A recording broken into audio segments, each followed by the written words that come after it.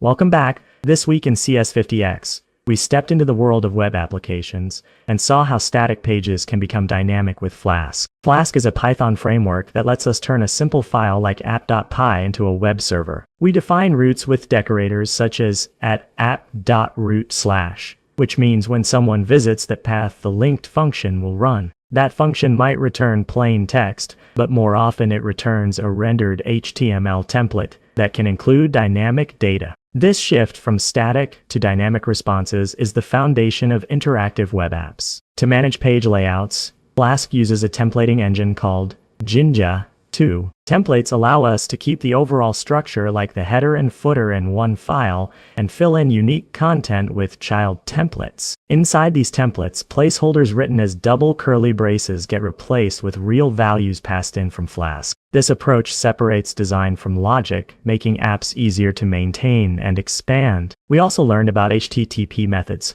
which define how data is sent between the browser and server. Get requests place data directly in the URL, which is useful for searches but also visible and limited. Post requests hide the data in the request body, making them better for secure actions like logins. In Flask, request.args.get reads get parameters while request.form.get reads post form fields. A common mistake is mixing these up, so it is important to remember the distinction. Because the web is stateless, servers do not remember users between requests. Sessions and cookies solve this problem by storing small pieces of information. A cookie in the browser holds a session ID, and Flask uses that ID to match data stored on the server. This way, the app can remember if a user is logged in or track their actions across pages. Databases add another layer of persistence, allowing information to live permanently rather than vanish when the server restarts. In CS50x, we use SQLite together with the CS50 SQL library to run queries inside Flask routes. We can insert, update, and fetch data from tables,